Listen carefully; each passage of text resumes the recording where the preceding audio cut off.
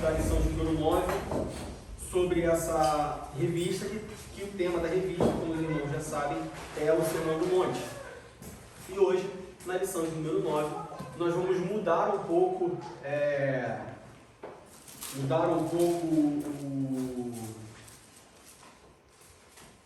o teor, um pouco da lição.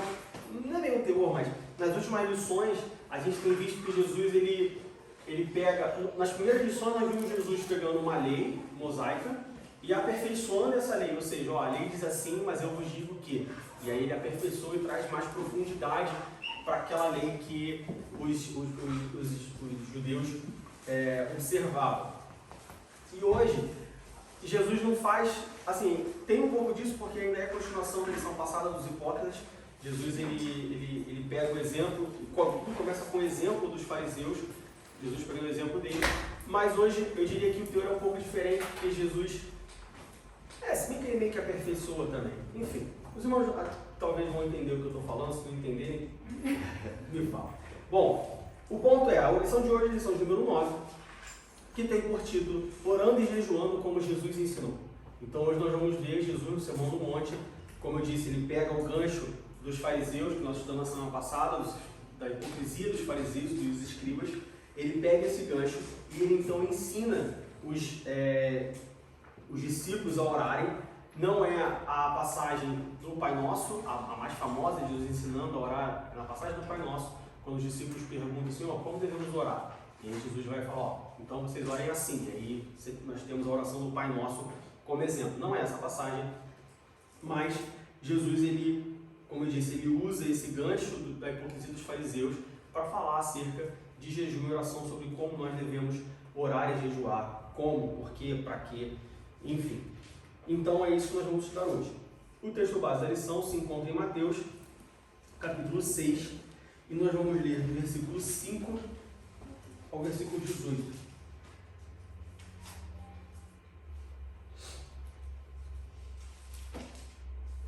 Na verdade, essa passagem contém o Pai Nosso, mas não é a mesma passagem de Lucas, se não me engano, que também.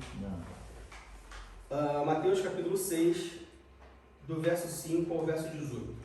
Diz assim: E quando orares, não sejas como os hipócritas, pois se comprazem em orar em pé. Não, versículo 6.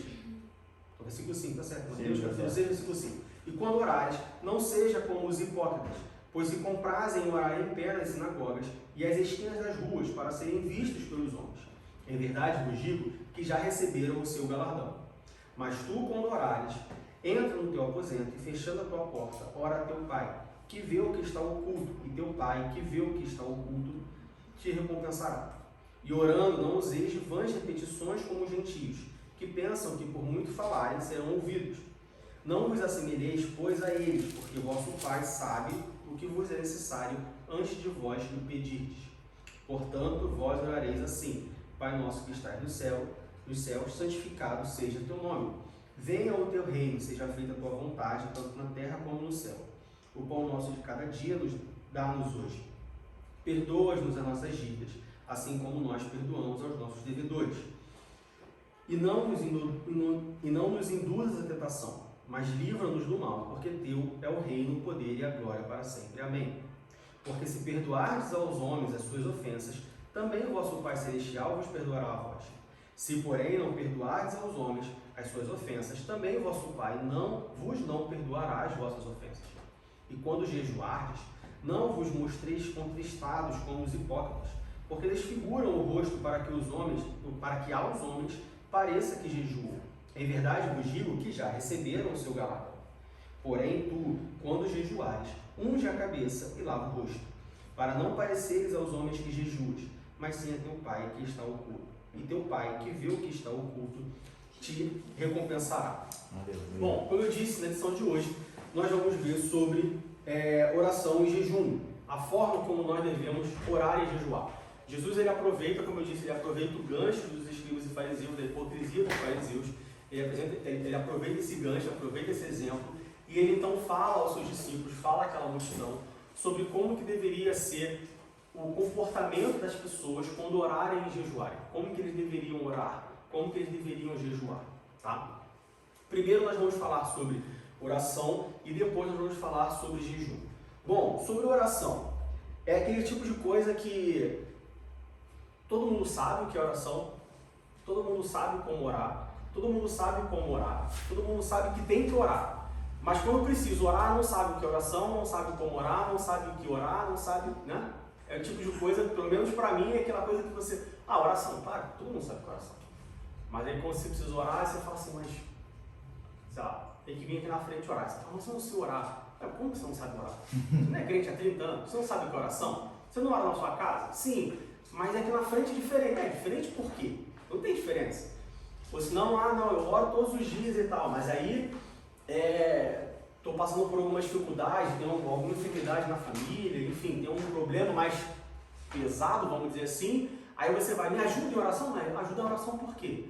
Não, porque eu não consigo. Mas por que você não consegue orar? Você não orou a vida inteira? Por que agora, quando está com um problema, você não consegue orar porque você está com um problema? Enfim, oração é o tipo de coisa que todos nós sabemos o que é, sabemos o que significa, sabemos para que serve, sabemos como fazer e quando fazer, mas muitas das vezes, no momento que nós temos que realmente fazer, não que a gente não faça antes, mas no momento que realmente ali nós precisamos orar, muita gente trava, nós travamos e fica naquela insegurança e tudo mais. Enfim, na Bíblia, nós vemos que a oração, a gente poderia traduzir oração como diálogo, como conversa. Às vezes eu tenho a impressão que às vezes nós cristãos, a gente superestima não no sentido de estimar mais, mas a gente cria meio que um conceito em torno da oração que a gente acaba fazendo parecer, de novo, pode soar um pouco pejorativo, mas a gente faz parecer mais importante ou mais difícil do que ela é. Não no sentido prático da oração, mas no sentido teórico da oração. O que eu quero dizer com isso? Que às vezes a gente fala assim, porque orar, porque eu tenho que orar. E a gente acha que orar é uma coisa absurda, uma coisa fora do comum, uma coisa anormal. E orar nada mais é do que um diálogo. Orar nada mais é que uma conversa. Quando você fala assim, poxa Deus, eu estou sentindo isso, e eu estou assim, e eu precisava daquilo, me ajuda com aquilo outro, você está orando, você está conversando.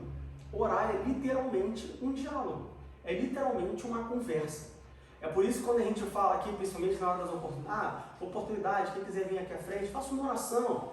E as pessoas falam, fazer uma oração? Como assim eu vou fazer uma oração lá na frente? Não, só uma oração, uma conversa. Fecha o olho e imagina que Deus está na sua frente. E aí você fala com Ele. O que você quiser, mas fala o quê? O que você quiser. Bom dia, Deus. É uma oração. Então, às vezes, a gente tem essa coisa da oração. A oração traz um certo peso, eu vejo para muita gente, traz um certo peso de que para fazer uma oração, você tem que fazer uma oração bonita, e você tem que mudar a voz, e você tem que usar palavras, né? Tem gente que muda mesmo. Tem muita gente que muda o tom. Assim, você ouve a pessoa orando e depois você conversa com a pessoa, parece que são pessoas completamente diferentes. Porque a pessoa muda o tom, a pessoa usa outras palavras, usa outras palavras difíceis, palavras bonitas. O meu pai quando fez seminário, ele conta esse não um testemunho, né, mas ele conta que tinha um cara na sala, que o cara era figuraça, assim, tipo, sabe, muito figura, e quando ele orava, ele falava, Deus da galáxia de Órion. Tipo assim, como assim, sabe? Você tem que adorar a Deus na sua oração, mas o Deus da galáxia de Órion, mano, sabe? Tipo, o cara inventava umas coisas assim, malucas. E muita gente tem esse conceito. Mas não, oração é diálogo. Oração é conversa. Assim como eu ligo pro Ivanô e falo assim, e aí, tudo bem? Como você tá? A família tá bem e tal? Pô, cara, tô precisando disso. Isso é uma oração. Quando você faz isso com Deus, é uma oração. E aí é onde eu vejo que muitas das vezes nós não aproveitamos da maneira como poderíamos a oportunidade que nós temos. No Antigo Testamento não existia oração. No Antigo Testamento, assim, existia oração, óbvio, mas o que eu quero dizer é que no Antigo Testamento você não tinha essa liberdade com Deus, de falar com Deus abertamente. Era uma coisa mais contida. Era diferente o relacionamento de nós com Deus. Você tinha um sacrifício, tinha toda uma uma cerimônia para você poder chegar e falar com Deus, e mesmo assim quem falava com Deus era o sumo sacerdote. Sim, nós vemos pessoas no Antigo Testamento orando, como Davi e tudo mais, mas você vê que a oração no Antigo Testamento era uma coisa muito mais particular do que no Novo Testamento. E hoje no Novo Testamento você tem esse livre acesso a Deus e a gente se comporta como no Antigo Testamento, de mas como eu vou orar? Para orar eu tenho que estar de joelho, para orar eu tenho que estar de terno e gravata, para orar eu preciso usar palavras bonitas. Não, olha só, oração é diálogo, oração é conversa. Assim como você liga para uma familiar, assim como você liga para um amigo, você liga para Deus em coração, em espírito, e você fala com Deus. Mas o que eu falo com Deus? O que eu faço com Deus? Bom, na Bíblia nós vemos oração com diversos fins. No texto bíblico, sempre que a gente vê oração para diversos fins, com diversas intenções. A gente vê, por exemplo, em 1 Reis, capítulo 8, versículo 47. 1 Reis, capítulo 8, verso 47.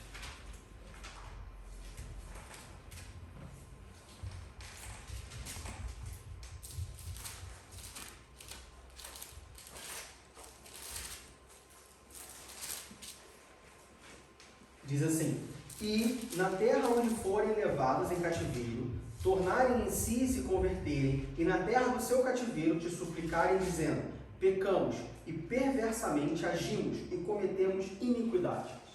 Na Bíblia nós vemos oração sendo usada para confissão de pecados. As pessoas oravam falando: Senhor, pequei, fiz isso, fiz aquilo outro, estou arrependido, pequei, me perdoa. E a gente encontra várias, assim. Nós não vamos ler todas as passagens, porque confissão tem só confissão tem mais 6 passagens que está anotado no esboço. A gente não vai ler todo, mas a gente encontra oração para confissão de pecados. Assim como o católico vai lá no padre e fala: padre, pequei. Pecou o quê, meu filho? Tem aquela confissão. Nós temos na Bíblia oração de confissão. Ou seja, nós como cristãos devemos e devemos orar confessando os nossos pecados. Nós já falamos aqui mais de uma ocasião que nós não podemos falar para Deus que nós não temos pecados, todos nós pecamos.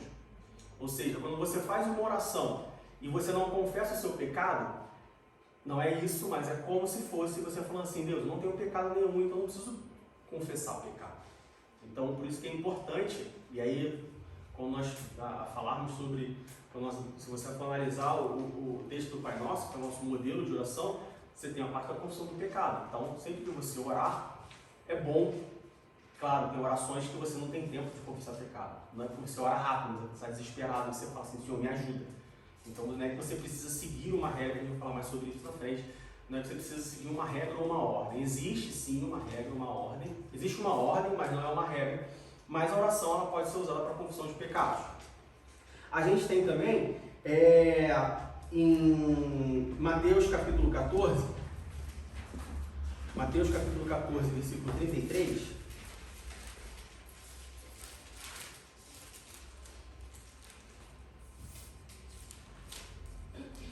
Mateus capítulo 14, versículo 33. Então aproximaram-se os que estavam no barco e adoraram, dizendo: és verdadeiramente o Filho de Deus. Nós temos oração de adoração. Diego, mas essa passagem que você leu, os discípulos estavam falando com Jesus. Eles não estavam orando. Por que não? Eles estavam orando. O que acontece é que Jesus estava ali na frente dele. Não, mas eles não estavam orando, porque eles não estavam de joelho, eles não estavam de olhos fechados. Mas por que a oração tem que ser de joelho e de olhos fechados? Vamos voltar 5 minutos atrás. O que é oração? Oração não é diálogo? Diálogo, eu só posso falar com a irmã Maria se eu estiver de olho fechado? Eu só posso falar com a Rebeca se eu estiver de olho aberto? Não, é diálogo. Por que nós oramos de olhos fechados? Por que nós oramos de joelho? Por que nós oramos de certas formas? Porque isso tem a ver não com a oração em si, mas tem a ver com a concentração, a separação, o momento. Se você ora de olho aberto, é mais fácil você distrair. Não é que você não pode orar de olho aberto, mas é que se você está orando, se você está concentrado, focado ali em orar, então você fecha o seu olho, você vai para um canto. Inclusive, você se curva. Desculpa. Pode falar. Inclusive, a gente é ensinado, quando a gente é consagrado ao obreiro, a gente é ensinado a orar de olho aberto, principalmente quando você está impondo as mãos sobre a cabeça de alguém. Você tem que orar de olho aberto. Por quê? Porque se manifestar um demônio e tu tiver de olho fechado, tu pode se machucar, entendeu? Então, a gente lá no Brasil, da onde eu venho, a gente é instruído, sempre que tinha aquele momento de oração, que chamava, ó, quem quer oração vem aqui à frente. Os obreiros ficavam sempre de olho aberto. Quem estava impondo as mãos, orava de olho aberto, olhando para a pessoa está de olho fechado ali e ele está olhando para a pessoa. Porque se manifestasse demônio ou alguma coisa similar, a gente estava preparado, a gente estava vendo. Uma pessoa ia cair endemoniada, a gente tinha como segurar, porque a gente estava vendo, entendeu? E o fato de dobrar o joelho para orar é só um gesto de rendimento. Isso, humilhação. Né? Então, confissão e adoração. Em Gênesis capítulo 18, versículo 33, abre em Gênesis capítulo 18, versículo 33.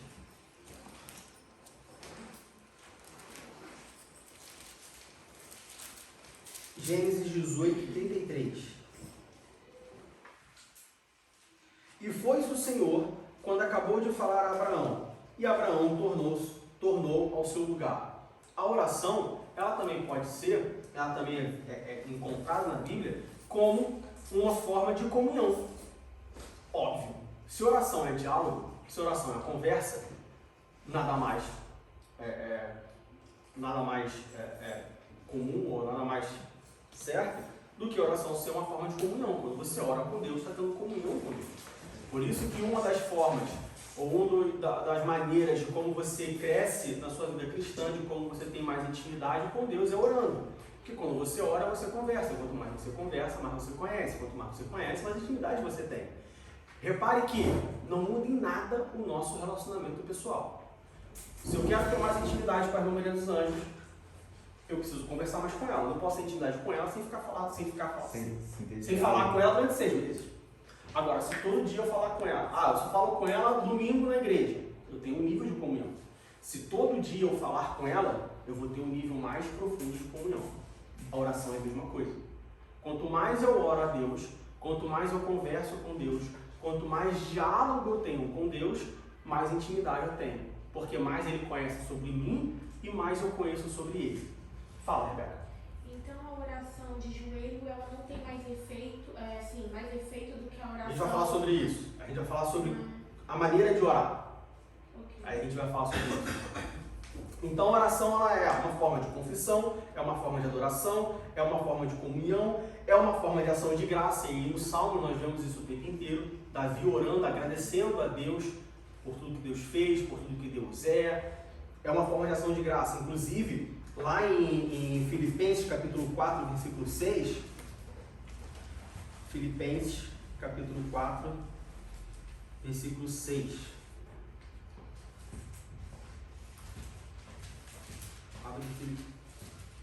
Filipenses 4, 6. Paulo diz assim: não estejais inquietos por coisa alguma, antes as vossas petições sejam em tudo conhecidas diante de Deus, pela oração e súplicas, com ação de graças. Ação de graças é uma das formas de você orar, uma das orações que Paulo diz que bom seria que todas as nossas orações fossem de ação de graças primariamente, que é uma coisa que muita gente não faz. É uma coisa que a igreja, com I minúsculo, mimada, de hoje em dia, esqueceu de fazer. As orações hoje, elas são pedindo, elas são exigindo, mas nunca agradecendo. Quando, na verdade, quando nós formos orar, quando a gente olha o nosso modelo de oração, o Pai Nosso, a gente vê que primeiro você agradece o que você tem, depois você pede mais coisa. Primeiro você pede perdão dos pecados que você cometeu. Primeiro você perdoa. E não você exige, não você pede, não você cobra. Então a oração de ação de graças que nós vemos tanto, principalmente em Salmos, De novo, Paulo ele reforça, ele fala aqui em Filipenses e outras passagens, como em Colossenses e Efésios, Paulo diz que nós devemos pedir com ação de graça. Então, se preocupe e lembre de sempre que você orar com ação de graças, agradecendo a Deus. Fala, cara.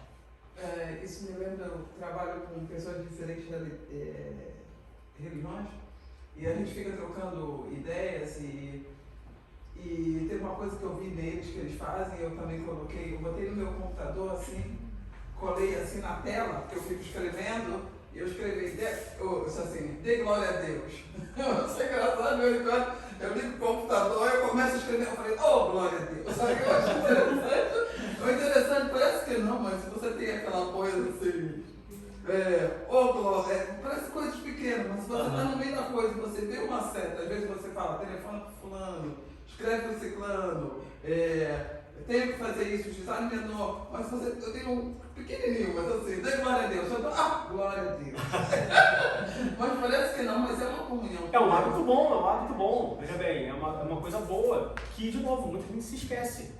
Aí com o tempo também pode acabar que você nem vai precisar desse papel, né? Porque virou o hábito. Você cria o hábito. Mas para mim não esquecer, eu vou botar o Deixa lá, né?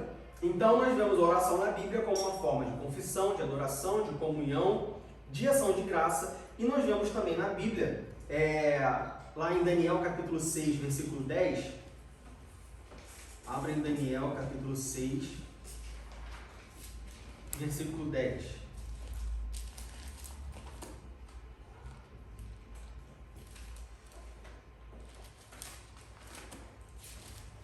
Daniel capítulo 6, versículo 10. Daniel, pois, quando soube que a escritura estava assinada, entrou em sua casa. Ora, havia no seu quarto janelas abertas da banda de Jerusalém, e 3 vezes no dia se punha de joelhos, e orava, olha aí, e dava graças diante do seu Deus, como também antes costumava fazer. E aqui tem 2 pontos. Primeiro é que a oração, além de ela ser uma forma de adoração, comunhão, confissão e ação de graças, ela também é uma forma de súplica. Ou seja, como que você suplica algo a Deus, como que você pede desesperadamente algo a Deus através da oração. Porém, aqui em Daniel, no versículo 10, se os irmãos lerem o capítulo 6, os irmãos vão ver que por que Daniel, a gente leu aqui que ele vai para o seu quarto e ele se põe de joelhos e orava 3 vezes ao dia. Porque o rei tinha assinado o decreto de que tinha que adorar. Oi? Fala, pode falar. Não, pode falar. Fala, irmã. Que virou ao rei da Babilônia, né? Isso. Que se não acontecesse, Esses lugares levados para a cova dos leões. E aí Daniel vai e ele ora. Só que aí, repara só, era uma situação desesperadora, era uma situação crítica. Porque Daniel sabia que ele não ia cumprir. Mas mesmo assim, no versículo 10 diz, Daniel, pois, quando soube que a escritura estava assinada, vou pular mais para frente. E 3 vezes no dia se punha de joelhos e orava e dava graças. Ou seja, a segunda coisa que eu quero chamar a atenção nesse versículo é que, mesmo diante de uma situação crítica, de uma situação desesperadora, mesmo diante de uma situação importante, a oração de Daniel não ficava somente no seu pedido, mas ele dava graças. Então aqui é só um parênteses para que o fato de nós termos algo importante para tratar com Deus não anula o fato de que nós temos que agradecer aquilo que nós já temos. Entende o que eu quero dizer? Porque às vezes a gente fala assim, mas a minha situação é desesperadora. E aí você ora e você somente pede, você esquece de adorar, você esquece de agradecer, você esquece de pedir perdão. Olha só, a tua situação, a situação que você está passando, por mais crítica, por mais problemática que ela seja, por mais urgente que ela seja, não exclui o fato de que nós temos que agradecer a Deus, nós temos que adorar a Deus, nós temos que pedir perdão pelos nossos pecados nas nossas orações, tá?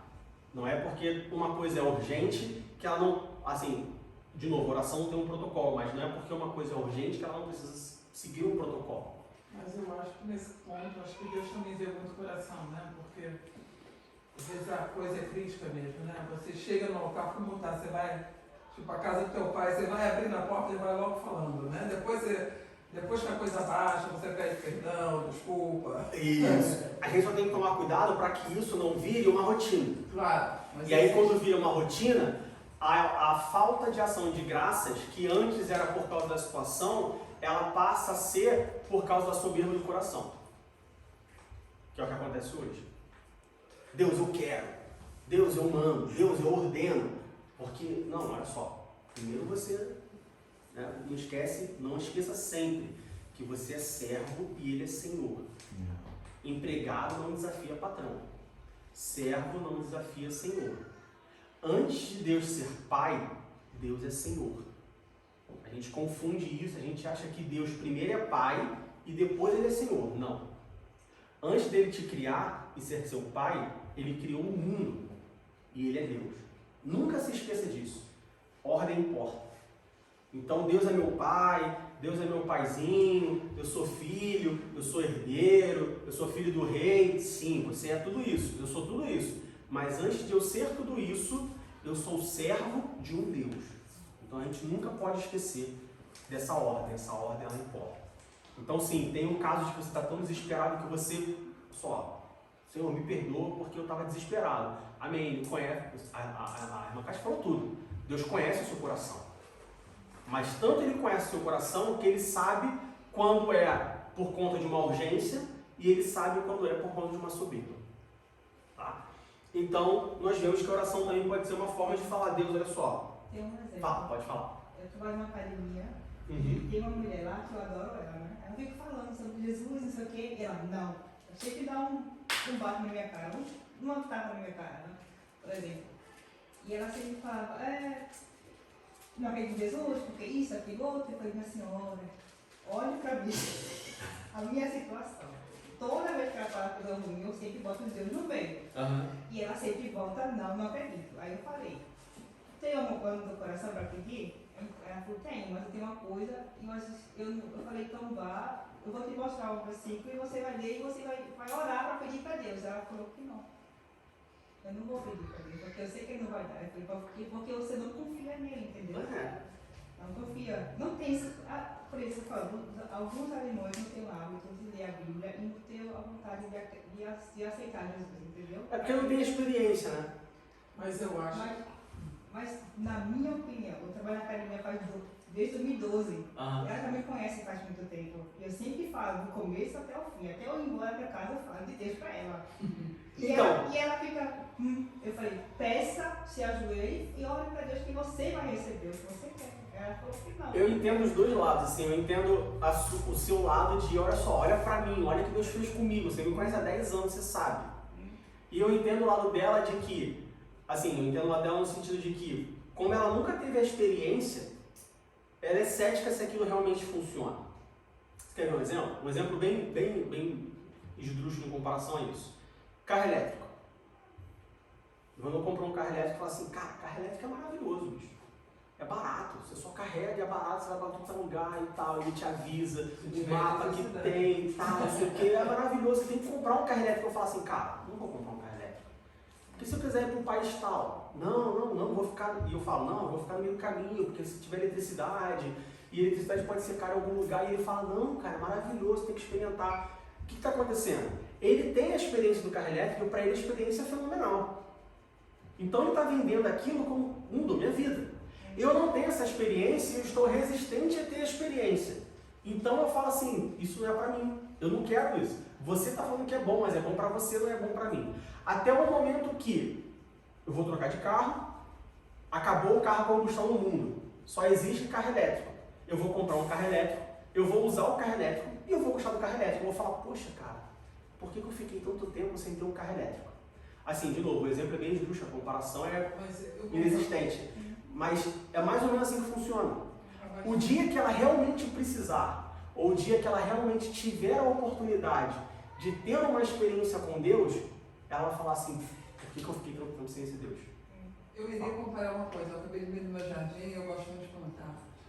E é aquela coisa, né? Você planta feijão, o feijão não vem, você fica esperando. Eu acho que a palavra de Deus é assim, a gente joga a semente, esperando que tenha bom terreno. Pode ser que dê, pode ser que não dê, mas você jogou a semente. Sim. Eu acho que tem que ser mais, pode ser, depende de vários fatores, de si próprio, às vezes pode ser que não dê certo mesmo, mas você jogou a semente. E chega um momento que a sua oração tem que ser assim, Senhor, se revela a ela de alguma forma. ou crie alguma situação para que ela possa te enxergar e ter uma experiência mais prática, entendeu? Mas ela tá ouvindo, né? Tá. Ela tá ouvindo, tá? Aquela palavra tá batendo lá. Mas pode ser que ela não queira. Eu conheço pessoas que morreram Sim. sem não querer. Mas a nossa Mas função continua como cristão fazendo, porque algum dia pode jogar surgir. semente. Mas eu trabalho na academia, eu sempre falo alguma coisa de Deus, né? Pra todo mundo. Eu trabalho lá e fico falando, eu tenho onde falar. Não quero, acabou. Pra mim, acabou. Mas eu falei pra ela, tá bom, beleza. Ela é assim, ela perdeu o filho dela numa acidente de carro. Aham. Então ela falou pra mim, Deus tomou meu filho. Então esse é o ponto que ela não quer mais Entendi. correr Ela atrás de culpa Jesus. Deus pelo que aconteceu com o filho Então, dela. eu falei que não. Eu fiquei explicando. Ela Entendi. pecado, não sei o que, não sei o que, não sei o que. Aí depois ela ficou pensando, acho que tem lógica mesmo. Aí começou. E fica reclamando, não quero não. Ela não está com quero. o coração muito endurecido, então Deus tem que amolecer o coração dela para ela. Para que aí sim ela possa ter espaço. Né? Fala, cara. Eu já ouvi de um alemão que, né, eu tentei evangelizá-lo e ele disse que Deus é coisa de pobre. Oi, meu Deus. Porque pobre que precisa de Deus, de um alicerce, Aham. pra meio que tipo assim, quando vocês precisam de alguma coisa, vocês correm pra Deus, porque já Sim. que vocês não querem fazer, correr atrás daquilo, então vocês vão o quê? Atrás de um Deus. E ele falou que a Bíblia é a mesma coisa, um monte de pessoas preguiçosas, que não conseguem fazer nada, que não querem correr atrás da vida, né? Porque alemães, pra eles tipo assim, eles têm que ir... Corre atrás do que vai acontecer. Corre atrás dessas coisas, se você não conseguir, o problema foi seu, porque você falhou, porque você fracassou, Sim. você não deu o seu melhor. Então, essa coisa de Deus é coisa de pobre. Tipo assim, pobre inventou Deus. Sim, sim.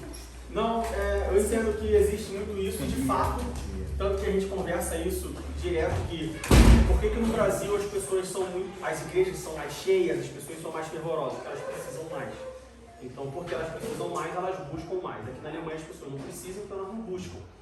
Mas aí eu tinha uma dúvida muito grande principalmente sobre evangelização de pessoas de alta classe ou pessoas, tipo assim, ricas, por exemplo, jogador de futebol. Como que você evangeliza um jogador de futebol? Porque o cara tem tudo.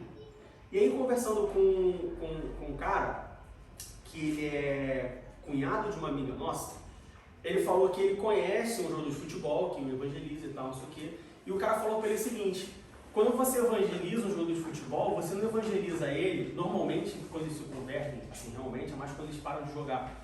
Porque você não evangeliza ele falando Deus vai suprir as suas necessidades financeiras, de dinheiro. Mas quando ele para de jogar, muitos deles caem no ostracismo. E aí aquilo que ele achava que ele era, que era um jogador de futebol famoso e tal, ele não tem mais. Então ele não precisa de dinheiro, mas ele tem ele tem um ostracismo que aquilo afeta ele, a identidade dele sobre quem ele é de fato. E aí é onde entra a evangelização para essa pessoa. Então assim, um alemão ele acha que ele não precisa de Deus porque ele tem dinheiro, porque ele tem saúde para trabalhar, porque ele tem força para correr atrás dele, das coisas dele. Mas vai chegar um momento de que ele não vai ter mais essa força para correr atrás. Entende? E aí ele vai precisar de alguma coisa. Mas eu acho que nesse pensamento a gente bota Deus muito no sentido financeiro, né? Digo, acho que no caso do alemão, no caso não é nem ele, é o Estado que é bom viver num Estado. Então, Eu viver num Estado onde esse é social-democrata, onde há uma preocupação com o ser humano, que isso é muito bom. sim, Mas mas eu acho algum mais- momento na vida dessa pessoa, ele vai sentir a necessidade de algo que o Estado não provê para ele. Não, mas eu digo, aí é o lado que a gente olha o financeiro, mas a gente tem que ver o lado emocional. O emocional deles é muito vazio. Isso, eu tô falando. Esse é o Em algum emocional, momento esse na é- existência de um alemão, vai chegar uma hora que o Estado não vai prover para ele algo que ele precisa. É o emocional. Entende? E- Aí é a abertura que Deus tem para ele. E a gente vê muito isso, que assim, eles têm financeiramente, né, materialmente, eles têm muita coisa. Mas quando acontece alguma coisa que abala o emocional, eles não estão preparados, eles não têm estrutura nenhuma. Ele sai para completamente suportar. ali da casinha, né? Exatamente. Depressão. Eu acho assim que essa coisa da yoga, ser vegetariano, essa coisa assim tem ajudado eles, pra mim, obviamente, isso é Aham. coisa do inimigo que bota na mente deles. Sim. Que tipo assim, a espiritualidade, essa coisa assim de tipo, vocês são mais fortes, a comida vai te dar uma força A melhor. filosofia ajuda Uma muito nessa. filosofia, Isso. então quem mudado muito isso na espiritualidade deles. E em questão, assim, eu vejo que é muito mais difícil evangelizar uma pessoa que nasceu já num berço rico. Por exemplo, a maioria dos jogadores de futebol tem o quê? Um passado pobre. Sim. A maioria dos brasileiros são jogadores muito pobres, no qual já passaram uma necessidade extrema e que hoje eles estão assim, num patamar bem mais alto. Mas tem um conhecimento, porque ainda tem uma memória do passado deles. Agora é difícil quando uma pessoa nasce num berço, Nunca teve falta de nada, né? nunca teve. Pra eles assim, o que é isso? Não sei o que você está passando. O que é uma vida de uma estrangeira num país ou qualquer outra coisa similar. Mas tipo assim, é muito mais difícil quando uma pessoa nasce num berço rico. Sim, sem dúvida. Já... E isso que você falou sobre a espiritualidade, sobre a filosofia, isso é muito importante até mesmo para os cristãos, tá? Porque tem muito cristão que se deixa levar por essas coisas, achando que a turma não tem nada a ver. Yoga, por exemplo. Mas qual o problema de um cristão fazer yoga? O problema não é o yoga. O problema não é fazer a posição do cachorro olhando para a lua. Não, o problema não é a posição. O problema é você acreditar a yoga o seu estado de espírito. Porque a pessoa faz yoga, ela fica mais relaxada, ela fica mais leve, e aí ela consegue lidar melhor com a pressão, com os problemas. Não, olha só. O crente, ele não se dá melhor, ele não consegue ser mais despreocupado porque ele medita de manhã antes do seu dia começar. Ele fica mais preocupado porque ele coloca as suas acabou de ler agora em Filipenses. Ele coloca as suas preocupações em Deus. Então, o cristão tem que tomar muito cuidado, porque eu vejo muito cristão com isso. Não, cristão que medita. Mas como assim cristão que medita? Cristão não medita, cristão não ora. Mas pode, eu meditarei na lei de Deus todos os dias. Sim, sim. Também medita. Mas sim. não medita outro Deus. Meditar na palavra de Deus é uma coisa, né? Agora... medita que eu falo é meditação do mundo, né? Vamos dizer assim. Um cristão, veja bem. E esse ponto aí que eu queria voltar nesse ponto é em relação, é muito difícil pregar para alguém que tem dinheiro. Porque ele fala que não precisa de dinheiro. E eu penso que essa tem sido a grande falha da igreja e da grande maioria das denominações que pregam só prosperidade. Então, para muitos, o evangelho é falar de que vai ganhar dinheiro. Para muitos, o evangelho é falar que vai ter carro, que vai ter casa, que vai ter saúde, que vai ter não sei o quê. E não se fala de salvação, entendeu? Poucas são as igrejas que prezam pelo evangelho de, é céu ou inferno. E tudo que o evangelho não é justamente isso. Exatamente, entendeu? E Jesus diz que é mais fácil um pobre entrar no reino do céu do que um rico passar num buraco de agulha. É mais fácil um camelo passar no buraco de uma agulha do que um rico entrar no reino do céu, né? Então, assim, Jesus veio para os pobres, principalmente Mateus, ele fala, bem-aventurado aquele que é pobre de espírito, o que reconhece, entendeu? Só que a questão é que as igrejas têm muito falado, não, que pede a Deus que Ele vai te dar, Ele vai te abençoar, porque Ele vai fazer não sei o quê. E aí criou-se então esse perfil do evangelho de que só é crente quem precisa de dinheiro. Ou Deus Papai Noel. Entendeu? Eu não preciso de dinheiro, então não preciso ser crente. Mas eu acho que quando olhamos para a perspectiva de Jesus, né? A gente olhar mesmo para o nosso Jesus, como ele viveu, como ele andava com a turma, eles andavam de lugar para lugar, comendo o que tinha. Eu acho que Jesus tem tanto mais a dar do que dinheiro, que eu acho que a gente limita como uma coisa tão pequena. Sim, mas é o que eu estou falando. É claro que ninguém quer passar. A Bíblia diz, não me dê tanto que eu venha esquecer que tu és Deus, nem me dê tão pouco que eu venha roubar e envergonhar o teu nome. Né? São esses dois patamares. E eu acho que é nesse patamar que a gente deve andar. Sim, agora, sim. O que vier, além disso, é graça. Sim. Por exemplo, Pedro e João no templo chamado Formosa. Aí o mendigo lá, um coxo, todo mundo passava, dava uma moedinha para ele, aí chega Pedro e João. Aí o mendigo fala assim, me dá uma esmola aí. Ele fala, olha, não tenho dinheiro para te dar, mas o que eu tenho eu te dou, levanta e anda. Muito melhor que a esmola, né? E aí, qual foi o resultado? Ele entrou no templo glorificando. Se dinheiro fosse a felicidade dele, cada esmola ele estaria entrando no templo. Se bem que, naquele tempo, os coxos eram discriminados, então não deixariam ele entrar no templo. Entendeu? Então, o evangelho é isso.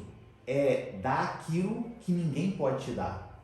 O coxo não estava esperando levantar e anda. O que é isso? E eu fico imaginando quando Pedro e João fala para ele assim, ó, eu não tenho prata nem ouro. Aí eu fico pensando, o coxo fala, então perdi meu tempo. Entendeu? E aí eles falam, não, mas o que eu tenho eu te dou, que é autoridade em nome de Jesus. Levanta e anda. E aí ele levanta e entra pulando no templo. Sim. Entendeu? Então o evangelho é isso. É você dar para aquela pessoa o que o mundo não pode dar. Entendeu?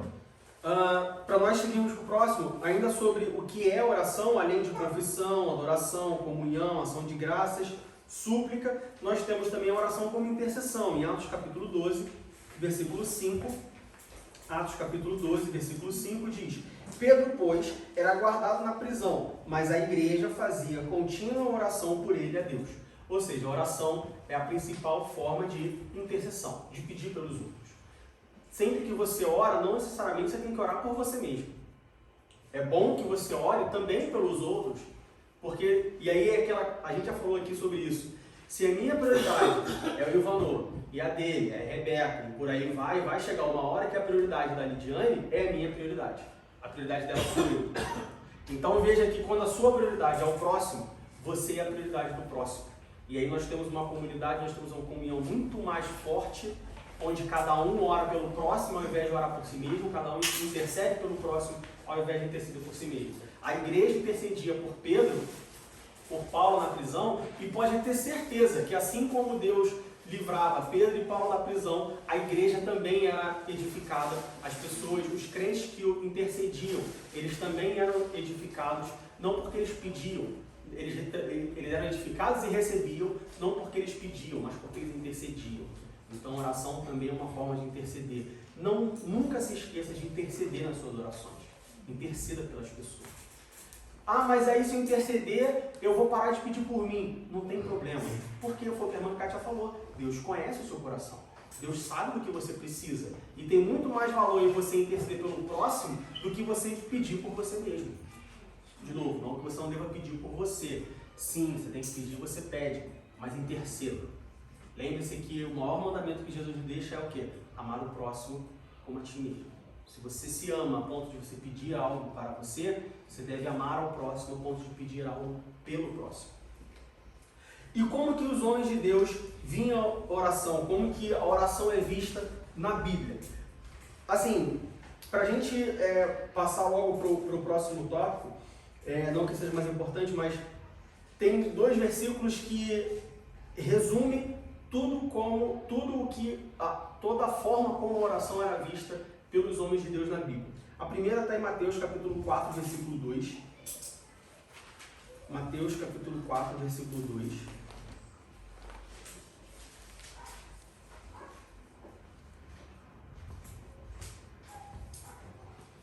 E tendo jejuado 40 dias e 40 noites, depois teve fome.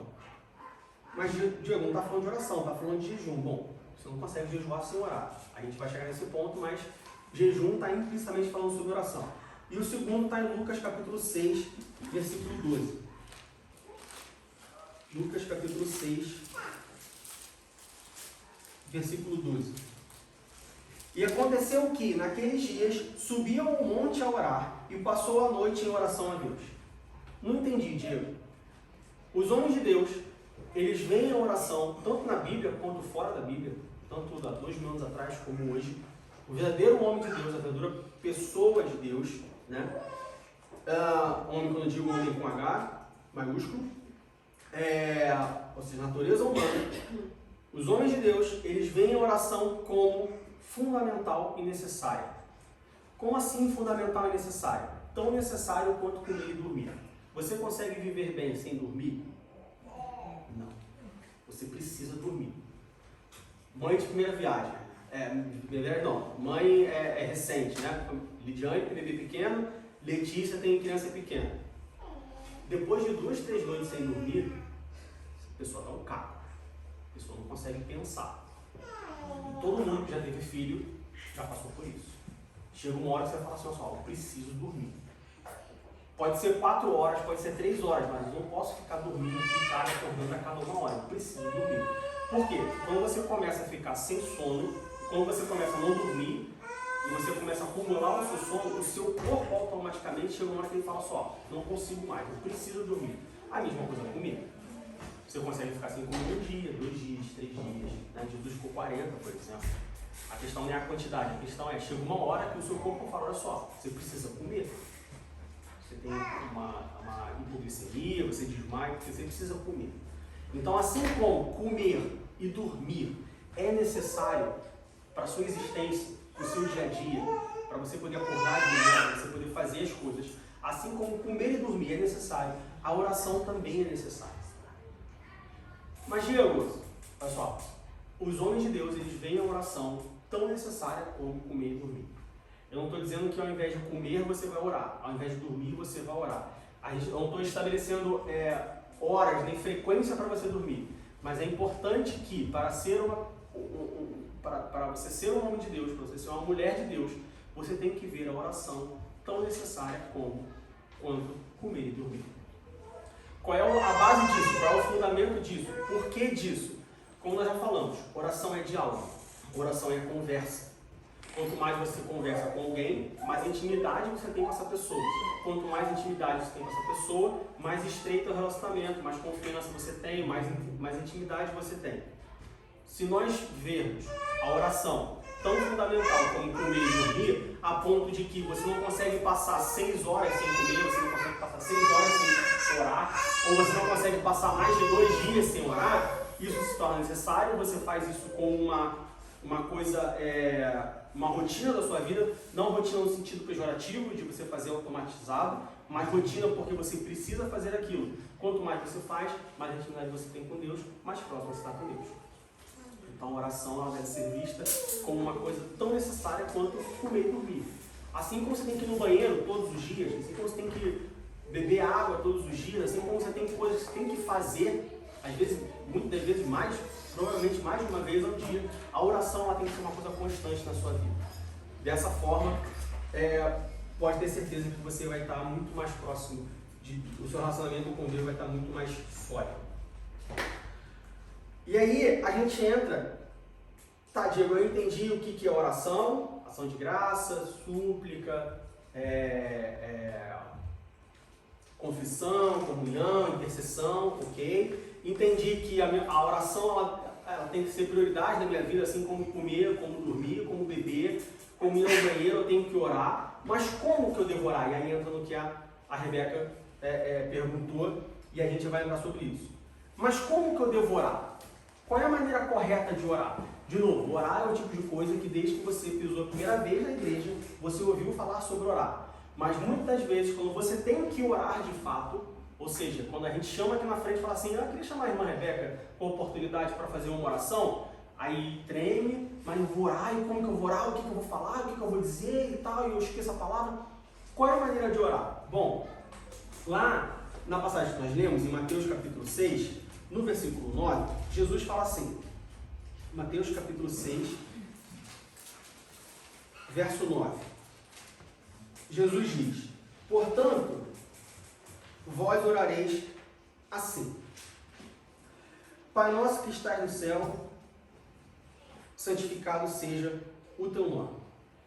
Jesus, ele fala aqui, a partir do versículo 9, sobre o Pai Nosso.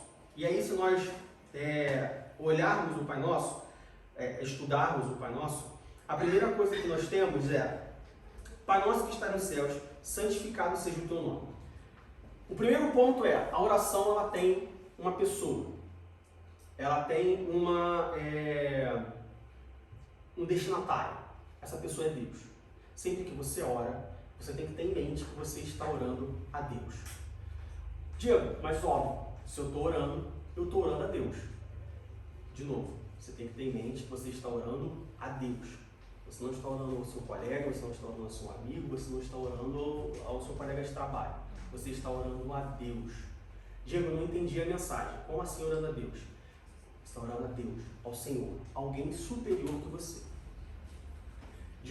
tem a questão da urgência, estou desesperado. Sim, Deus conhece o seu coração, já passamos sobre isso.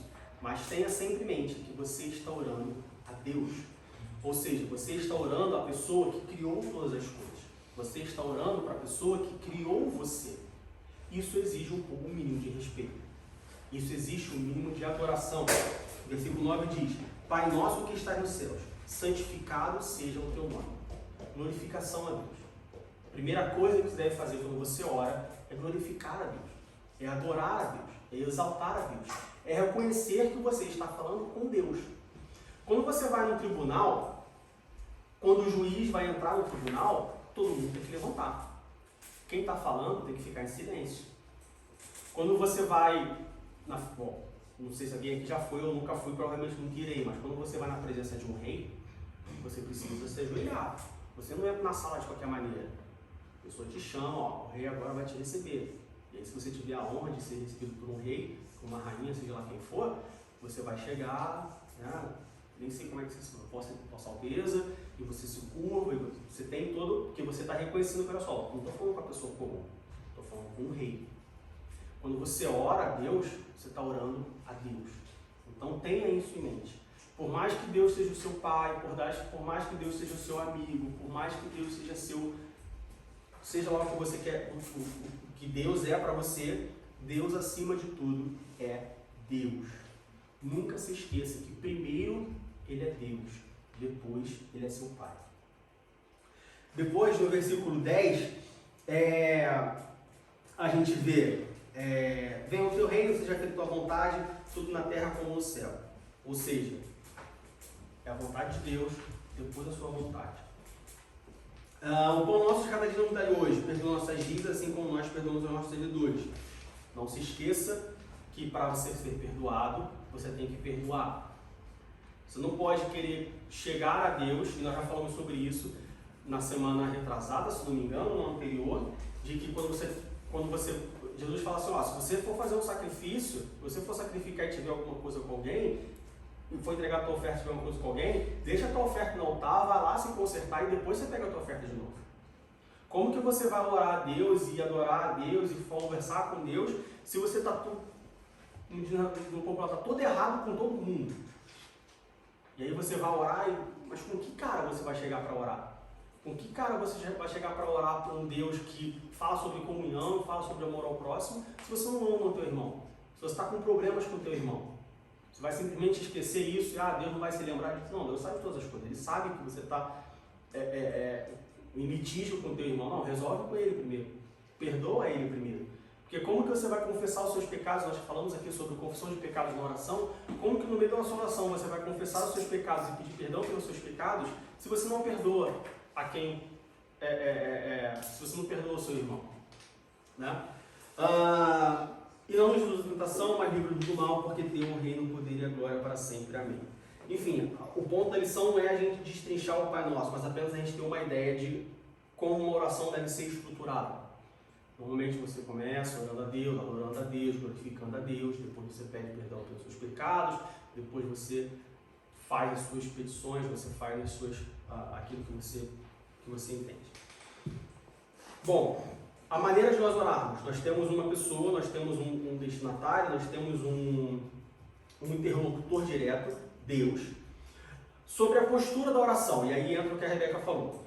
Mas como que eu devo orar? Eu posso orar sentado? Eu posso orar deitado? Eu posso orar em pé? Você pode orar de cabeça para baixo, você pode orar pendurado numa árvore, igual um morcego. Você ora como você quiser orar. A questão não é a postura correta de orar. A questão é o que está por trás da postura. Se você for orar de noite, deitado, você vai dormir. Porque a oração é chata? Não. Mas porque de noite, no final do dia, você está com sono. Pacífico. Vai acontecer, veja bem.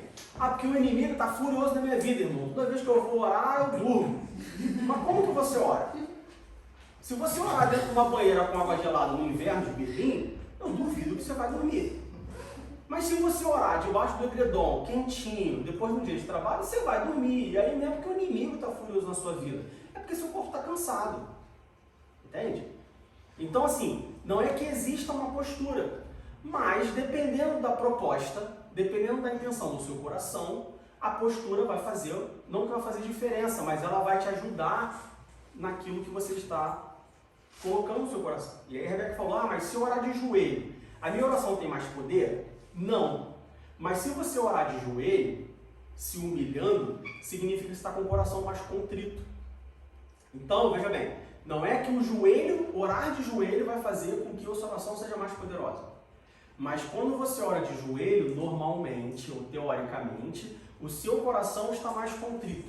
Você está mais com o coração mais mole, com o coração mais aberto, se humilhando. Porque quando você se joelha, você coloca o rosto para baixo, você se humilha, você se rebaixa.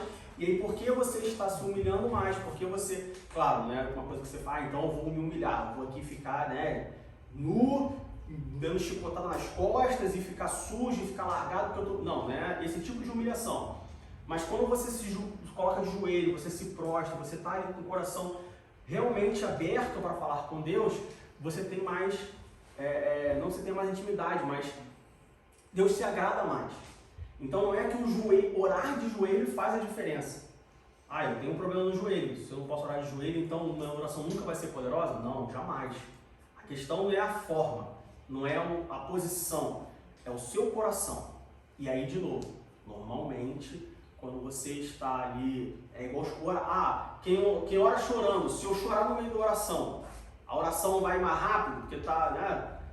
Porque chorou? Não é porque chorou que vai mais rápido, mas quando você chora, você está mais contrito, você está ali mais aberto, você está mais... Seja eu que choro. Se for a Fabiana, aí já... Mas enfim, quando você chora, normalmente o choro, ele indica alguma coisa, então o que importa é o seu coração, não a posição. Tem várias pessoas, tem a irmã Maria, tem a irmã Gabriela e tem a Caixa também levantou a mão, né? Não? Então vai, Gabriela, fala. Também tem aquela coisa na Bíblia dizendo, porque quando a pessoa tem o Espírito Santo, você só chora, o Espírito Santo, ele fala para Deus o que você está sentindo, o que você quer, entendeu? Sim, porque percebe se que ficar você... chorando, tipo, eu não sei falar, então vai o Espírito Santo, vai diante a Deus e fala, é isso, aquilo, Isso. aquilo. Então, Por quê? Porque o seu coração está tão desesperado, está tão emocionado, que você não consegue falar. Mas ele conhece o seu coração, ele sabe o que você precisa. Ele sabe o que você quer dizer. Entende? O Maria quer falar também? O irmão Diego acabou falando o que eu ia falar, né? Aham. Essa lição, ela nos ensina exatamente isso, né? Que há pessoas que pensam, eu vou me ajoelhar porque assim vai chegar mais rápido. Não interessa nada o que está na sua cabeça, Não, o que interessa é o que está lá no coração. Isso.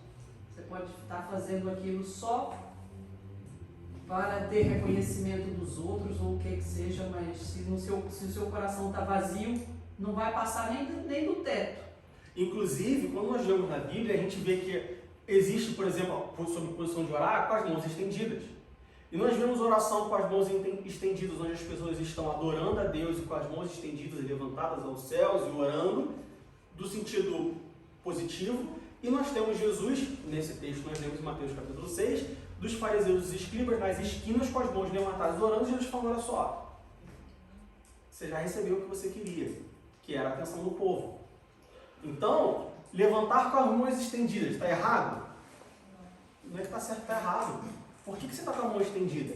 Você está com a mão estendida para a igreja ver que meu braço é grande, para a igreja ver que a minha mão é grande, para a igreja ver que eu estou ali, orando, rodando, né, balançando, ou eu estou com a mão estendida porque eu estou adorando a Deus, porque eu estou, né, me voltando para Deus. O que importa é a intenção do seu coração.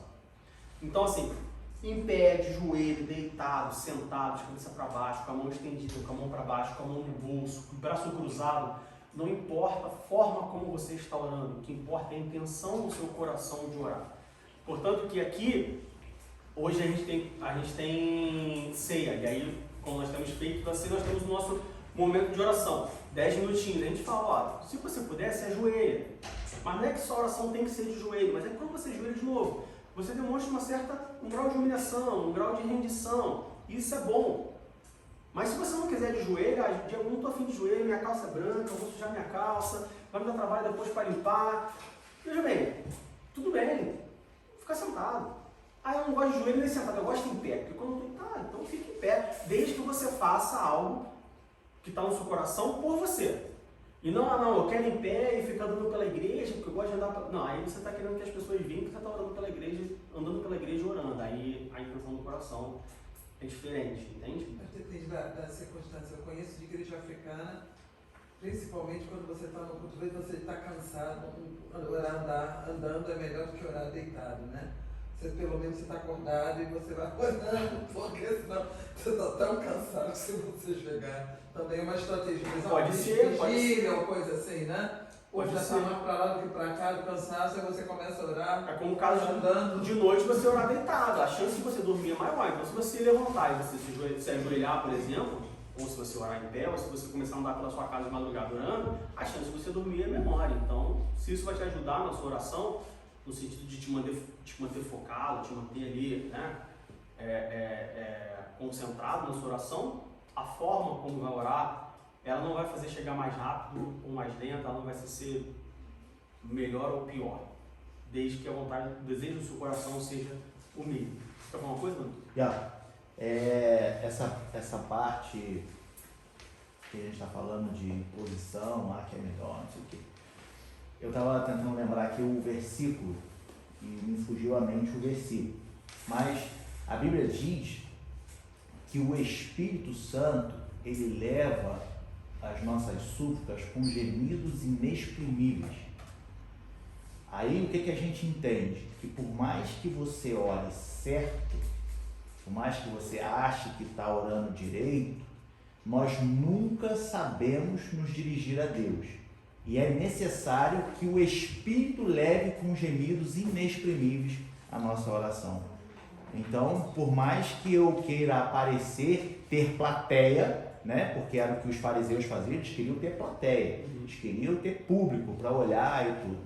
Ou estar no íntimo do meu quarto, fechado. Se no meu coração eu tiver ali a minha arrogância, dizendo não, que eu sei orar, porque eu oro teologicamente falando e tal, é o Espírito que leva com gemidos inexprimíveis. Ou seja, tudo aquilo que eu não consigo dizer e me expressar da forma correta para com Deus, é o Espírito que leva e fala, na verdade, Pai, ele estava querendo dizer assim. Isso. Na verdade, Pai, ele falou dessa forma, mas é assim que ele quer dizer. Então, no final, é sempre o Espírito. Olha lá, a irmã Ucha chora. E da mesma maneira, também o Espírito ajuda as nossas fraquezas, porque não sabemos o que havemos de pedir como convém, mas o mesmo Espírito intercede por nós com gemidos inexprimíveis.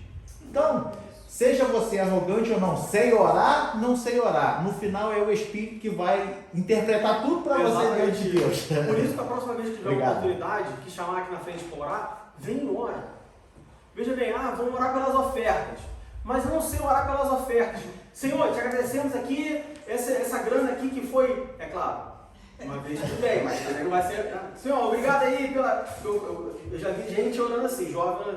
E aí, Senhor, bom, ela é adolescente de muito tempo, né? Eu estou falando sério, ela é adolescente de muito tempo, 15 anos, 16 anos. E aí, Senhor, tudo bem? Obrigado aí por tudo aí, valeu mesmo, e uma semana abençoada. Olha só, é claro que depois, né, isso não pode ser um hábito, mas está orando. O Espírito vai interceder com gemidos inexprimíveis. É claro que depois tem que ter maturidade, olha só. Não é assim que se ora. Tem a reverência. Tem a reverência. Aí você vai, né? Você vai crescendo espiritualmente. É como uma criança. Eu falei para Deus. É como uma criança. O Espírito vai ter que levar um dicionário de bairro. É como uma criança. Uma criança de Daniel a Kíria com 4 anos. Chega na casa de alguém e fala, vem cá, tem comida aí? E vai pedir. Quando ela for adulta, ela não vai chegar na casa de uma pessoa e falar, vem cá, tem comida aí. É a mesma coisa. Então assim, chamou aqui na frente para orar, Senhor, obrigado pelas ofertas, te agradecemos, abençoa todo mundo. Amém. Olha só, é uma oração. No seu coração, Deus conhece o seu coração e o Espírito Santo vai levar isso para Deus. Olha, Senhor, a pessoa está agradecendo, está grata e tal. Não se preocupa com a forma. De novo, é claro que isso não pode ser uma rotina. A partir do momento que você tem a consciência, o aprendizado de como você deve orar, aí cabe a você a fazer o esforço de se portar na oração. Mas não se preocupe quanto a isso. Tá? Sobre o horário da oração. Tá? E que horas que eu tenho que orar? A hora que você quiser. De manhã, de tarde, de noite, de madrugada, olha só. Não existe horário certo. Existem duas coisas. Primeiro, regularidade. É bom você ser regular na sua oração e não orar quando dá, não orar quando pode. É bom você ter uma regularidade. Daniel orava 3 vezes ao dia. Ah, eu tenho que orar 3 vezes ao dia? Não, você ora quantas vezes você quiser. Se quiser orar 2, se quiser orar 4, se quiser orar 1, se quiser orar 10, você ora a hora que você quiser. Você não precisa ser 3 vezes ao dia. Não precisa ser 5 vezes ao dia como muçulmano, só quantas vezes você quiser. O que importa, o que é bom ter é regularidade. Por quê? Porque é bom ter regularidade. Meus pais moram no Brasil. Todo dia eu falo com meus pais. Se eu ficar 3 dias sem falar com meu pai, aí já não me ligou, o que está acontecendo? Por quê? Porque senti falta da regularidade. Com Deus é a mesma coisa. Quando você tem uma regularidade com Deus, Deus já espera daquilo de você. Ele já fala assim, bom, segunda-feira, 8 horas da manhã, a irmã Kátia me chama pra gente bater um papo. Então eu já sei que segunda-feira, 8 horas da manhã, tá lá. Aí chega amanhã, a irmã Kátia não ora, e fala assim, ué, mas a Kátia sempre me ora 8 horas da manhã, o que está acontecendo? Ou seja, Deus ele já espera aquilo de você. Ele gosta dessa intimidade, ele gosta dessa regularidade, ele gosta desse momento. Então é bom ter regularidade. A outra coisa que a Bíblia nos mostra é que é bom nós orarmos sempre. E aí o sempre tem a ver tanto com a situação quanto com a frequência. É bom você orar sempre, quando você precisa e quando você não precisa, quando você quer e quando você não quer, entre aspas, e é bom você orar com frequência no sentido de que, eu oro sempre no mesmo horário, sempre de janeiro, 1º de janeiro, meia-noite eu oro, quando passa de ano. Não, aí sua regularidade está muito extensa. É regular, né? A gente pode encurtar um pouco mais isso. Eu oro sempre, quando? No dia do meu aniversário. Então, veja bem, né? Acho que dá para a gente encurtar um pouco mais essa regularidade. Então, qualquer horário, desde que seja regular e constante. Tá? Para a gente passar para o próximo tópico, antes da gente passar para o próximo tópico, a gente tem o lugar. Em que lugar que eu devo orar? Porque lá em Mateus, capítulo 6, no versículo 6, Jesus diz assim, mas tu, quando orares, entra no teu aposento e fechando a tua porta, ora a teu Pai, que vê o que está oculto. E teu Pai, que vê o que está oculto, te recompensará. Bom, então Jesus está falando aqui que eu só posso orar se for secretamente no meu quarto. Então, se eu estiver na rua, eu não posso orar. Não é isso que Jesus está falando. O que Jesus está falando é que os escribas e fariseus, eles sempre que oravam, eles iam para as esquinas, para mostrar que eles estavam orando. E aí Jesus fala assim, olha só, ele já tem o reconhecimento dele. Mas você, quando for orar, vai em secreto no teu quarto, ou seja, vai no lugar onde ninguém vê, você não precisa anunciar que você está orando. Você não precisa falar assim, no meio da reunião você vai falar assim, pessoal, olha só, eu preciso parar daquela reunião porque eu sou um cristão e um cristão deve orar, eu aprendi isso na escola dominical, então olha só, eu não posso participar dessa reunião porque agora eu preciso orar. E aí você sai da sua reunião, não, olha só não precisa disso. Espera a reunião acabar, quando a reunião acabar você vai lá e ora. O que Jesus está falando é isso. O secreto no quarto não é que você tem que orar somente no seu quarto, somente em secreto. Não posso orar agora porque as pessoas vão saber que eu estou orando, então vou esperar todo mundo dormir, quando todo mundo dormir, não é secreto, você tem que orar secreto. Eu sei que ninguém precisa saber a hora que você está orando. Não precisa de público, não precisa de plateia, né? Porque quem está orando não é você com Deus. Orar não é um diálogo, não é conversar. Se eu estou conversando com o Ivanor, eu não preciso que a Oxe ouça. Eu estou conversando com ele, eu estou conversando com ela. Se eu quiser conversar com ele, eu converso com ela. Então, se você está conversando com Deus, você só precisa de você e Deus. E Deus está sempre ali. Então, você não precisa de plateia, você não precisa anunciar que você está orando. O lugar, ora onde você quiser. Eu oro muito no banho, tomando banho, porque eu gosto, porque é o momento que eu estou sozinho, porque, enfim, não sei por quê. Por que só oro no banho? Não sei, eu oro no banho. Mania, sei lá. Toma banho 3 vezes por dia. No verão, sim, no inverno, não. Depende da época do ano. Eu gosto de orar no banho, tem gente que ora fazendo comida, minha mãe ora muito fazendo comida, ela fala que ora cortando cebola ali, ora, é bom que já ora e já chora junto, já ajuda. Você ora a hora que você quiser orar. Estou trabalhando, você ora. A hora que você, no ônibus, enfim, não tem hora, não tem local específico para orar. O que importa é que você ore e que você ore com um propósito no seu coração. Eu vou orar sempre no ônibus. Por quê? Porque já estou no ônibus, já não tem muita coisa para fazer, que eu não consigo ler no ônibus que está balançando, não consigo assistir nada no telefone que está balançando, então já que eu não consigo fazer nada, então pelo menos eu oro. Então, aí, o desejo do teu coração não é orar, o desejo do teu coração é cumprir um buraco no seu dia. Agora é Deus por isso, né? Então, não sei. Glória a Deus por isso? Será? Não, mas é melhor você orar nesse meio tempo do que não orar. De certa forma, sim, mas bom seria se você orasse não preenchendo um buraco ali, mas que você orasse porque, né? Mas você podia estar fazendo outras coisas, só olhar pro... Então, mas eu estou falando, Ficar porque você não olhando pode pro nada. fazer mais nada e você acaba orando. É o último recurso. É o último recurso. Aí, que bom que está orando. Mas você gosta de ser o último recurso de alguém?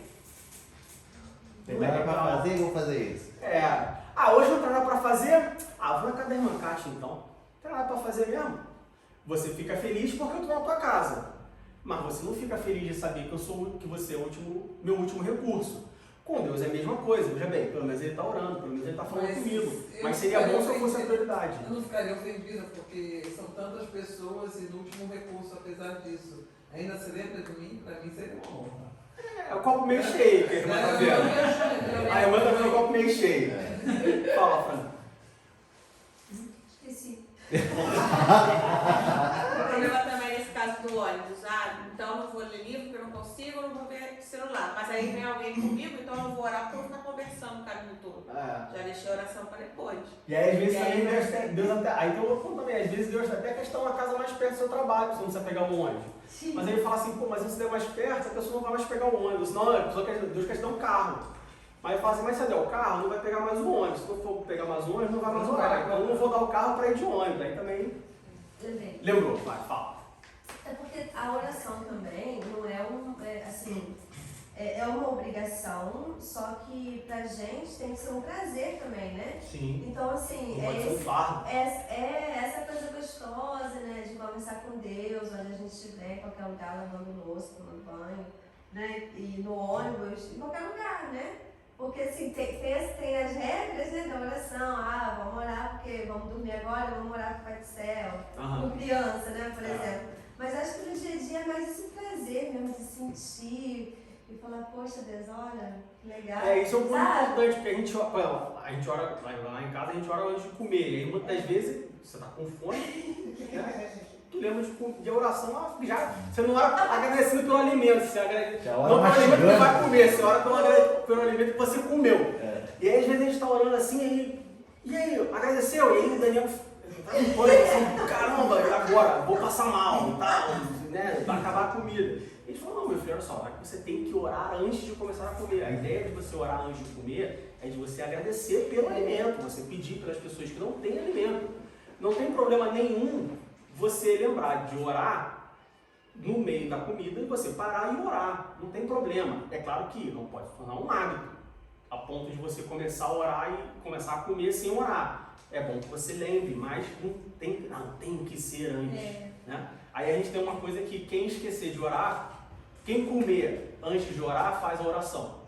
Então tá os 4 sentados na mesa. Se eu começar a comer antes da gente orar e tipo, não oramos. Mas quem já comeu? O Diogo comeu, então eu tenho que orar, entendeu? Fala. Boa ideia. Irmão, tá parecendo outra coisa. Essa coisa de oração, eu tô entendendo o que o irmão tá falando.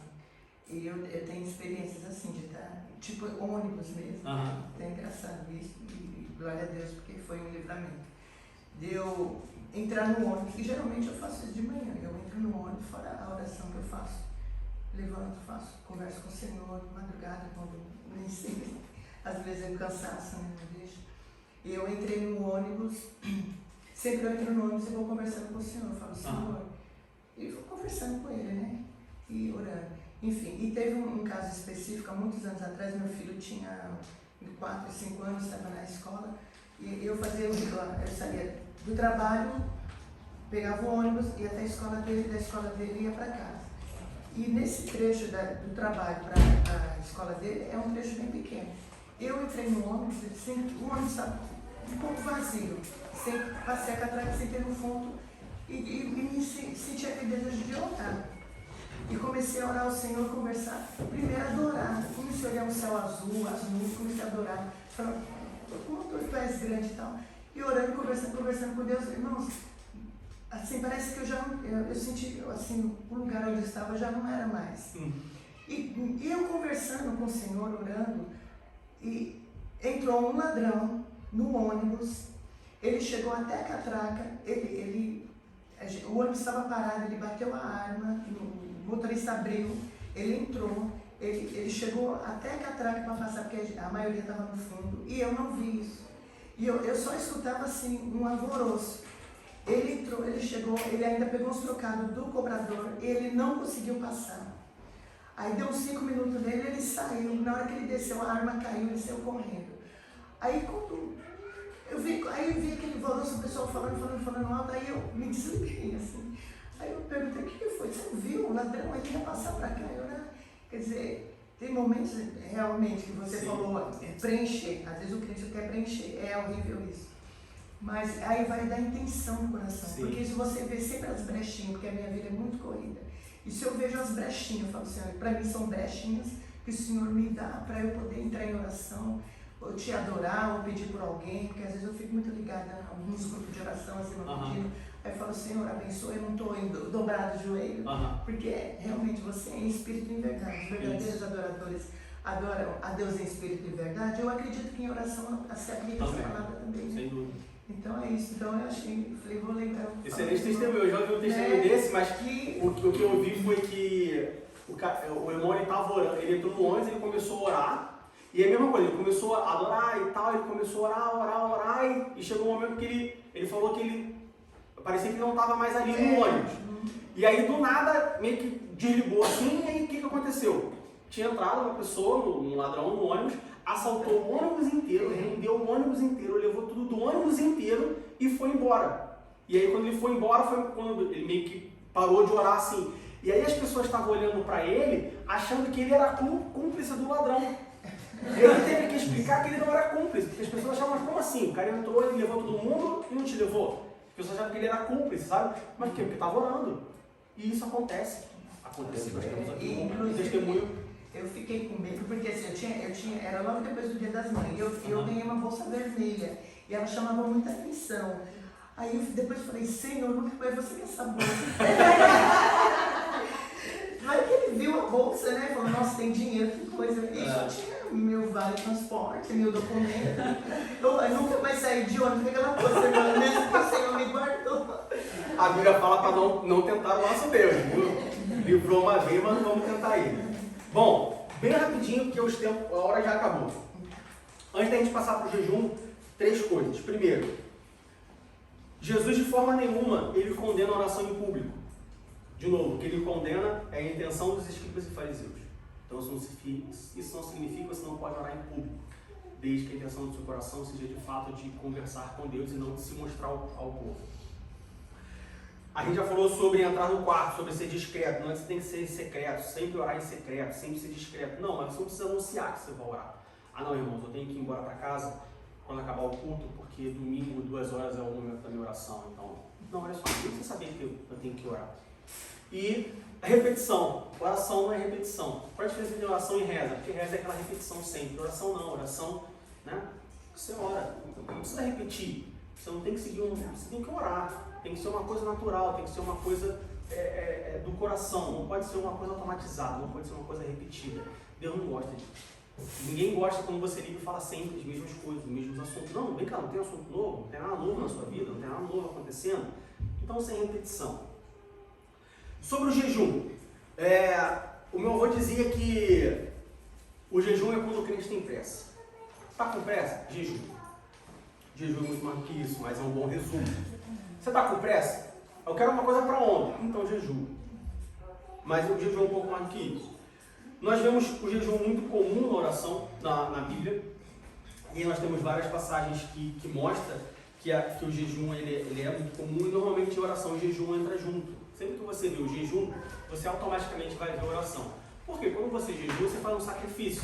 Você tem que conversar. É difícil você fazer um jejum sem orar. Normalmente, quando você faz um jejum, eu vou jejuar todo domingo de manhã. Você está em espírito de oração. Você pode não estar orando ativamente, mas você fica em espírito de oração ali. Você fica, ligado, vamos dizer assim, com Deus. Do lado bíblico, nós vemos o jejum sendo utilizado como forma de confissão, né? Daniel, Jonas, eles jejuam como uma forma de confissão dos seus pecados, para confessar os seus pecados. É como se fosse uma oração mais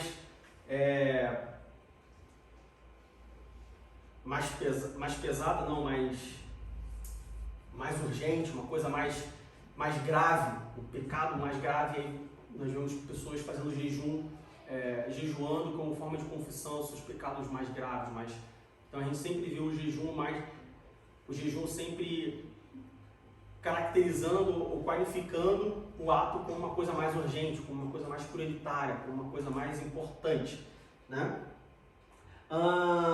Nós vemos também o jejum sendo utilizado, aí, como o meu você falava, como um pedido importante, diante de algo muito grande, de algo muito importante, quando o povo vai, por exemplo, tomar Jericó, olha só, para ser um povo que se prepare. Então, antes de um grande evento, antes de um grande acontecimento, de uma grande situação, nós vemos na Bíblia as pessoas se preparando com jejum.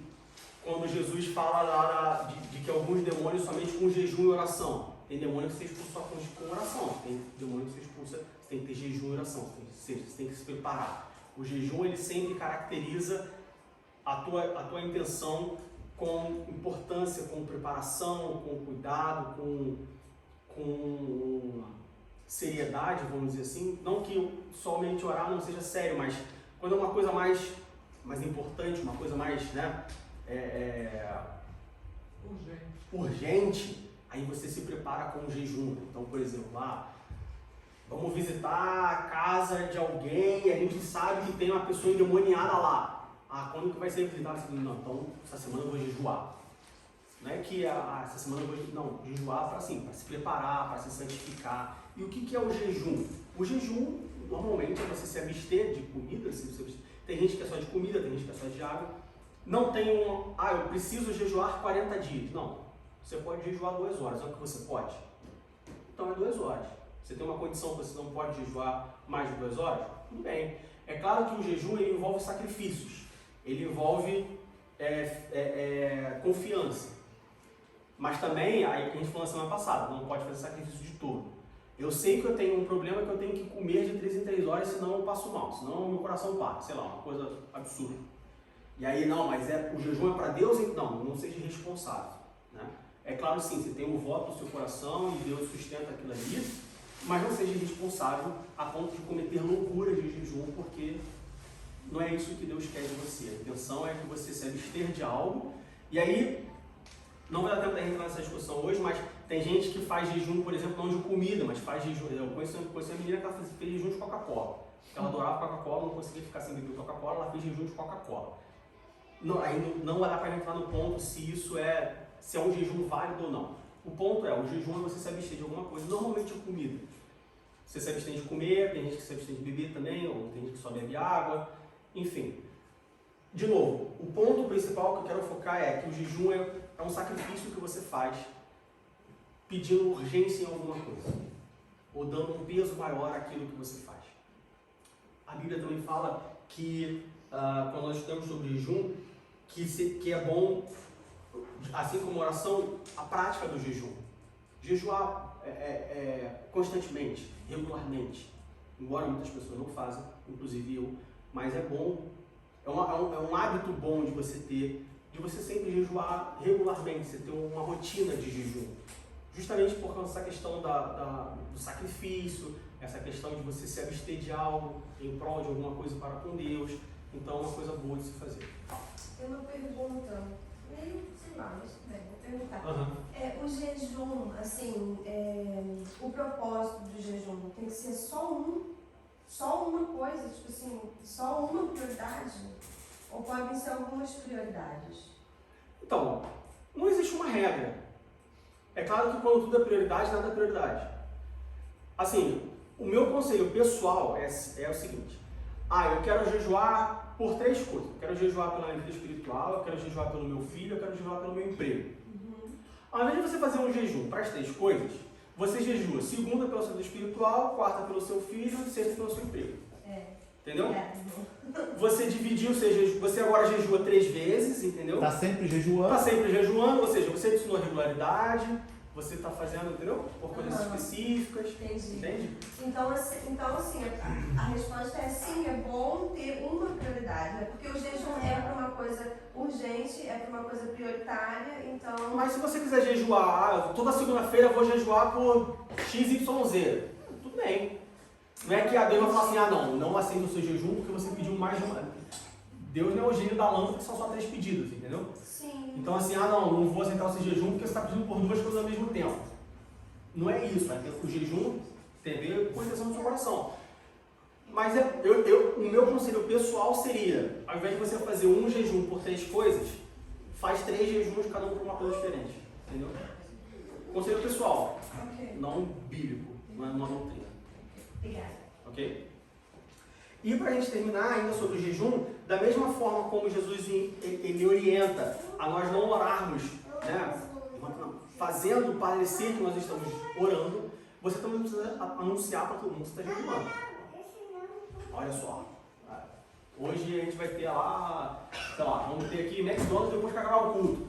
Não, irmão, eu não posso comer porque eu estou jejuando, porque eu sei que jejuo. Não, olha só, ninguém precisa saber que eu estou jejuando. É claro que em algumas situações vai ficar evidente. E aí também entra não vou dizer esperteza, mas entra também a consciência de quem está do outro lado da conversa. Então aqui, aí, vamos, quer? Não, não quero não, cara, obrigado. Mas por que tu não quer? Aí, sabe, você está na igreja, se uma pessoa da igreja fala que não quer comer, pode ser que ela não está com fome, não pode ser que ela esteja jejuando. E eu não preciso ficar perguntando, eu quero saber se a pessoa está jejuando, porque eu vou acabar colocando ela numa situação que ela vai ter que acabar falando que está jejuando, enfim. Os irmãos entenderam. Então assim, você não precisa anunciar e você não precisa saber, mas está jejuando por quê? Não interessa pelo que eu estou jejuando. Entende? Então quando você jejuar, não faça disso, eu estou jejuando. Não, olha só. É interessante como que algumas coisas a gente trata com uma extraordinariedade, quando na verdade elas deveriam ser coisas ordinárias, elas deveriam ser coisas comuns. Por que que um cristão jejuar é uma coisa? Porque ele está jejuando. Não, jejua, uma coisa normal, uma coisa corriqueira. Não corriqueira no sentido de comum, no sentido pejorativo, mas no sentido de que é parte da rotina. Porque fulano lê a Bíblia, mas é novidade ler a Bíblia? Mas novidade orar não deveria ser, entende? Talvez se está sendo, para mim, é porque eu não faço, e aí acho uma coisa fora de outro mundo, entende? Então, talvez eu olhe para si mesmo e veja o que está faltando para você. Mas o jejum, Jesus não orienta a não fazer todo um mistério em cima disso. Muito pelo contrário, em Mateus capítulo 6, no versículo 17, Jesus diz: porém tu, quando jejuares, unge a cabeça e lava o rosto. Ou seja, tem gente que faz o jejum e, com aquela pálida, andando devagar. Você faz de coitado. Você faz de coitado, eu estou jejuando, 40 dias, poxa, não consigo mais respirar. Então jejuou 40, cara, jejuou 20, então. Mas por quê? Você jejuou 40 e aí você fica agora tudo piedoso, tudo, que eu estou jejuando. Não, olha só, unge a cabeça e lava o rosto. Ninguém precisa saber que está jejuando. Se está muito pesado o seu jejum, está fazendo sacrifício de touro. Então, ao invés de jejuar 40, jejua 20, jejua 5, jejua 1 dia, jejua 2 horas. Entende? Mas a ideia, de novo, não é você mostrar para os outros que você está jejuando. E sim você ter um compromisso com Deus e fazer um sacrifício em prol de uma urgência de algo. Ok? Alguma pergunta? Eu sei que a parte de jejum ela foi bem rápida. Então, provavelmente, alguém pode ter alguma pergunta. Se você tiver alguma pergunta, por favor, depois da escola dominical ou depois do culto, pergunte. Não fique com a dúvida. Eu sei que foi muito rápido, principalmente a parte do jejum. A gente se perdeu um pouco no tempo, mas isso não significa que você tem que ficar com a dúvida. Se você tiver qualquer dúvida sobre oração, sobre jejum, qualquer coisa, por favor, pergunte. Eu não tenho nada para fazer hoje, né? Então posso ficar aqui até amanhã de manhã, não tem problema nenhum. Estou até arrumado para trabalhar já.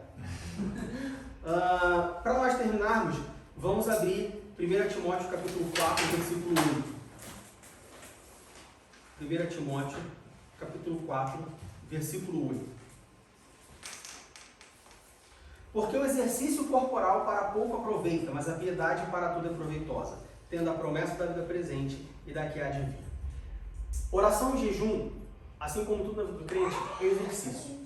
Quanto mais você faz, mais você aprende. Quanto mais você aprende, melhor fica. Quanto melhor fica, mais proveito você tem. E isso na vida cristã é uma coisa mais... É a verdade mais verdade do mundo. Eu não sei orar. Começa a vir na frente orar. Eu não sei dirigir o culto. Começa a dirigir o culto. Você vai ver que chega uma hora que você aprende. É exercício. Quanto mais você faz, mais você aprende. A primeira vez que você vier orar na oportunidade, você vai orar: Senhor, obrigado pela oferta, em nome de Jesus, amém. acabou. Aí você ora a segunda, você ora a terceira, eu tenho certeza que daqui a 2 meses orando pela oferta, você vai fazer uma oração linda, você vai fazer uma oração muito mais longa. Por quê? Porque você começa a exercitar. E a prova disso é justamente o momento de oração que a gente tem aqui na ceia. O primeiro domingo, 10 minutos, caramba, a eternidade. O segundo domingo, 10 minutos já? Espero que daqui a pouco a gente faça assim, cara, só 10 minutos não está dando, vamos aumentar para 15. Até chegar um momento que vai ser metade oração, metade pregação. Amém. É um exercício. Você tem que praticar. Quanto mais você pratica, melhor fica. Quanto menos você pratica, mais atrofiado fica. Exatamente como o nosso corpo. A diferença é que, como Paulo fala aqui, para Timóteo, o exercício do corpo, para nada aproveita. Nada espiritualmente, claro. Ele é bom, né, fisicamente. Mas espiritualmente, para nada ele se aproveita. Agora, o exercício da oração, o exercício do jejum, vai fazer com que você tenha uma intimidade muito maior com Deus e que a sua vida cristã seja muito mais proveitosa e muito mais performática. Que Deus nos abençoe.